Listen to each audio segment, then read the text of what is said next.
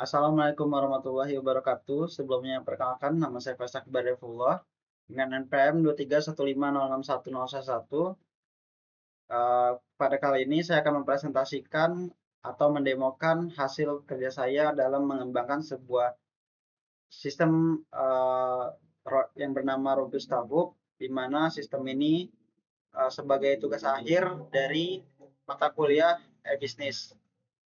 Nah, langsung saja kita ke penjelasan dimulai dari bisnis model Canvas. Jadi pada bisnis model Canvas kali ini terdapat key partner, di mana terdapat kooperasi, penyedia payment gateway, perusahaan ekspedisi, penyedia server, lalu ada developer. Lalu ada key activities yang dimana dia menghubungkan petani kopi langsung dengan coffee shop, lalu pengembangan website Robusta Hub, marketing untuk akuisisi petani dan pembeli, manajemen sistem transaksi dan pesanan. Lalu ada key resource di mana terdapat server dan infrastruktur cloud. Lalu ada sistem platform Robusta Hub, database petani dan pembeli, tim developer lapangan. Lalu ada value propositions di mana ada akses langsung ke biji kopi yang berkualitas tanpa lewat tengkulak. Lalu ada harga yang lebih transparan dan kompetitif bagi pembeli. Lalu ada transaksi B2B yang aman dengan sistem penahanan dana. Lalu ada jangkauan pasar petani nasional bagi petani daerah. Lalu ada customer relationships di mana customer support untuk kendala transaksi, sistem rating dan review, edukasi onboarding, penggunaan platform bagi petani, promo pembelian grosir. Lalu ada channels di mana channels ini terdapat website Robusta Hub, sosial media, komunitas petani kopi lokal, asosiasi pengusaha kopi. Lalu ada customer segment yaitu petani, pemilik coffee shop, roastery kopi, pelaku bisnis F&B. Lalu ada cost structure di mana terdapat biaya untuk server dan cloud untuk operasional website. Lalu ada biaya maintenance sistem dan IT, biaya pemasaran dan promosi, biaya administrasi payment gateway. Lalu ada di sini yang paling penting yaitu revenue streams, di mana terdapat komisi dari setiap transaksi yang berhasil, misalnya 2-5%. Lalu ada biaya fitur promosi, lalu ada biaya langganan untuk coffee shop agar dapat akses kopi langka, fitur stok otomatis, dan diskon ongkir kargo. Lalu yang keempat, jasa bayar iklan agar produk kopi milik petani muncul di halaman paling atas katalog pencarian. Oke, kita langsung lanjut ke penjelasan use case. Nah, jadi pada penjelasan use case kali ini, terdapat beberapa aktor yang saya buat, yaitu ada Guest, yang dimana Guest ini sebagai aktor awal yang dapat melakukan registrasi dan autentikasi login. Lalu yang kedua ada pembeli, di mana bisa disebut coffee shop owner, di mana aktor ini yang berhak mengelola keranjang, melakukan check out, grosir, serta melakukan cek status pesanan. Lalu ada petani, yang di mana petani ini sebagai yang menjual, mengelola stok komoditas, serta memantau kesehatan bisnis melalui dashboard finansial ERP. Lalu ada yang terakhir payment gateway, di mana aktor ini sebagai sistem eksternal yang bertugas memproses gerbang pembayaran secara otomatis. Oke, kita langsung saja ke penjelasan sequence-nya. Oke, jadi di sini terdapat beberapa 3 sequence yang saya buat, yaitu dari yang penting dari fitur utama dari sistem Robusta Hub dimulai dari login, di mana menjelaskan alur validasi keamanan kredensial, di mana backend akan mencocokkan hash password menggunakan bcrypt, lalu juga menghasilkan token yang akan disimpan pada local storage client. Token ini menjadi penentu hak akses yang menjadi dapat untuk login ke dalam sistem. Nah, lalu kita akan selanjutnya ke bagian kita lanjut ke bagian checkout dan webhook sended. Jadi ini adalah alur asynchronous system saat pembeli checkout backend membuat order di mana biasanya dapat status pending dan meminta invoice ke API sended. Lalu setelah pembeli melunasi pembayaran, sistem sended secara secara otomatis menembak data lewat webhook ke endpoint backend. Nah, lalu melalui ORM Prisma, status pesanan langsung berubah menjadi telah terbayar atau lunas tanpa verifikasi manual dari admin. Nah, lalu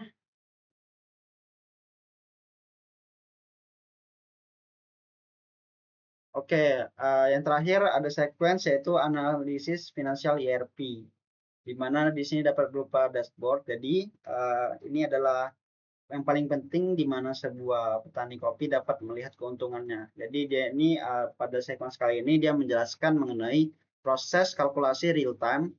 Front end melakukan fetch data dari transaksi sukses dari database, lalu melakukan operasi fungsi reduce dari sisi klien dengan menggabungkan parameter biaya tetap dan modal pokok HPP. Lalu custom yang diinput oleh petani untuk menghasilkan laporan laba, rugi, seperti profit dan loss di detik itu juga.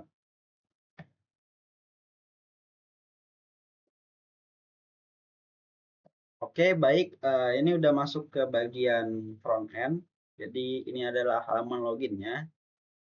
Dan kita juga bisa mendaftar di sini. Tapi karena saya sudah memiliki akun, jadi saya akan langsung saja ke penjelasan akunnya. Kita akan mulai dari akun yang pembeli dulu. Jadi coffee shop ini pertama pada halaman awal dia akan melihat produk terlaris bulan ini, di mana dia langsung secara real time menghitung produk yang terlaris pada bulan ini. Jadi algoritma langsung membaca produk-produk yang terlaris akan ditampilkan di bagian awal ini. Lalu ada penjelasan kopi pilihan, di mana di sini semua input yang terbaru akan ditampilkan di sini. Jadi dia hanya menampilkan beberapa, lalu kita dapat lihat semua kopi, di mana kita dapat melihat filter pencarian berdasarkan kategori yang ada. Nih, dia bisa mengkategorikan lalu juga menghapus. Nah, lalu kita akan melihat misalkan salah satunya yaitu kopi lanang Fiberi.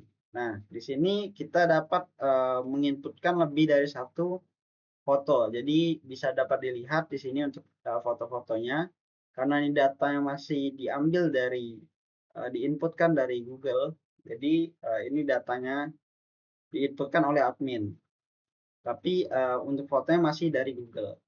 Jadi terdapat kategori yang seperti contohnya robusta, lalu ada ketinggian tanaman, lalu juga bisa ditambahkan testing notes, lalu ada proses pasca panen. Nah, lalu disinilah dapat membeli. Misalkan kita ingin memasukkan kopi ini sekitar 9 kilo. Oke, jadi dapat dilihat dia berhasil ditambahkan.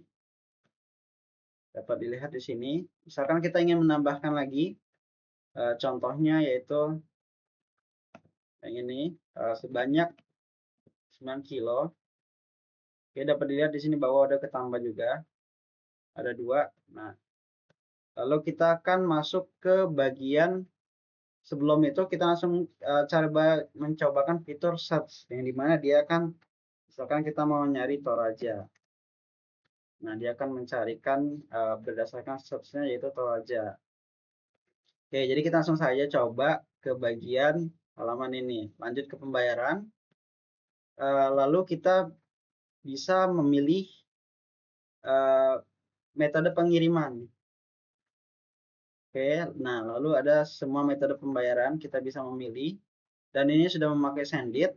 Nah, tapi kita dapat dilihat di sini alamat pengiriman belum diatur, tapi kita akan membayar. Nah, maka dia akan mohon melengkapi alamat pengiriman. Jadi secara otomatis kita harus mengisi dulu. Kita buat saja Bandar Lampung. Ini buat saja. Oke. Setelah itu kita akan ulangi lagi, lanjut ke pembayaran.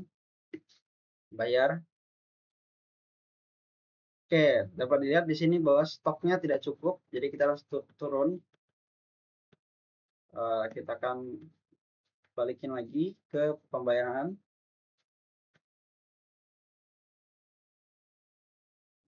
Oke, karena kita tadi menggunakan mandiri, kita akan pilih yang mandiri, lalu kita akan klik here to simulasinya.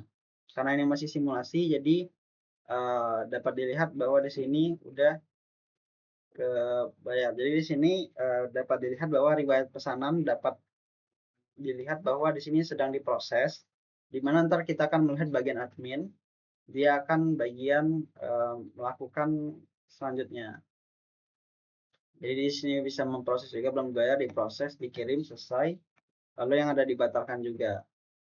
Dan juga ini bisa dibatalkan untuk pesanannya. Dan saya sudah mencoba beberapa kali. Lalu di sini ada halaman notifikasi. Jadi halaman notifikasi ini melihat pesanan notifikasi yang seperti pembayaran sudah berhasil, lalu ada pesanan yang sedang dikirim. Jadi dia langsung secara real time. Oke, mungkin itu aja di bagian usernya atau pembelinya atau pemilik coffee shop yang ingin membeli sebuah kopi. Nah, kita akan lanjut ke bagian admin.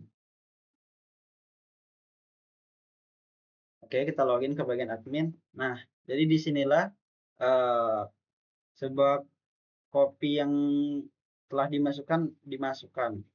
Jadi di sini dapat dashboard utama, di mana dashboard utama ini dia menampilkan seperti jumlah kopi yang tersedia, yang sedang diproses, lalu yang selesai atau yang lunas, lalu juga ada pesanan yang dibatalkan. Nah, lalu dapat dilihat di sini tersedia status stok, tersedianya dapat ditampilkan di sini. Dan sudah menggunakan pagination untuk kecepatan websitenya. Di sini juga bisa menambahkan produk kopi. Di sini seperti sesuai yang ada di tadi. Nah, jadi ada halaman lain yaitu analisis bisnis.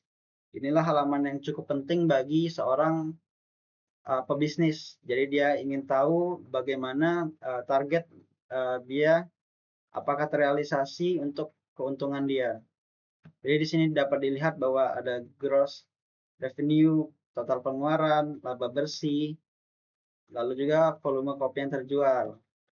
Nah, jadi setiap kali datanya diinput, kita dapat memberikan harga harga keuntungan yang kita ambil. Misalkan kita punya target di sini kita tulis 50 juta. Nah, di sini targetnya masih 50 juta tapi realisasinya 12 juta. Nah, di sini kita juga dapat mengatur berapa ke keambilan untung kita dari setiap produk. Anggapkan yang dijual 50.000, kita mengambil untung sekitar 30.000. Nah, otomatis di sini laba bersihnya juga berubah. Jadi dia langsung berubah secara otomatis. Lalu dia juga menampilkan profit and loss. Lalu ada tren grafik penjualan, di mana pada bulan Juni yaitu 9 juta, lalu bulan Mei 2 juta. Ini berdasarkan realisasinya. Nah, lalu ada volume penjualan berdasarkan varietas real. Nah, di sini menampilkan juga untuk penjualannya. Nah, lalu di sini ada filter bulanan. Jadi dia bisa ngefilter aja bulan apa yang mau dijadiin PDF. Nah, misalkan kita mau yang ini. Jadi dia langsung ke seluruh bulan ditambahin lalu jadi PDF bisa di-download. Nah, lanjut ke halaman inventaris kopi, di mana halaman ini adalah halaman untuk menambahkan kopi baru seperti dari dashboard pertama, tapi di sini lebih diperjelas seperti ada berapa stok yang tipis, lalu ada total varian, estimasi nilai aset. Nah, di sini juga dijelaskan. Nah, udah pakai pagination juga. Nah, lalu ini ada pesanan masuk. Nah, jadi disinilah tempat untuk dia memasukkan resi. Jadi kita ambil saja contoh yang tadi. Oke, ini baru kita tambahkan dengan detail pesanan. Nah, kita akan buat resinya yang dimana akan dikirimkan ke usernya. Oke, nah jadi dia auto terkirim. Jadi prosesnya udah sedang dikirim. yang tadi kita coba cek. Nah, udah dikirim. Nah, ntar bagaimana verifikasi selesainya itu dari bagian user. Apakah user sudah melihat bahwa udah selesai belum? Udah diterima belum? Jika user udah menerima, dia akan merubah menjadi selesai. Lalu di sini dapat juga lihat yang dibatalkan oleh pembeli dan serta alasannya. Lalu yang terakhir adalah pengaturan toko. Ini seperti informasi dasar saja, seperti nomor toko, nomor WhatsApp, lalu ada rekening pembayaran dan lain-lain. Nah, mungkin itu saja penjelasan dari saya mengenai sekaligus demo dari use case BMC sequence lalu demo. Itu saja penjelasan dari saya. Mohon maaf jika ada penjelasan yang saya yang kurang baik. Saya mohon maaf. Saya tutup. Wassalamualaikum warahmatullahi wabarakatuh.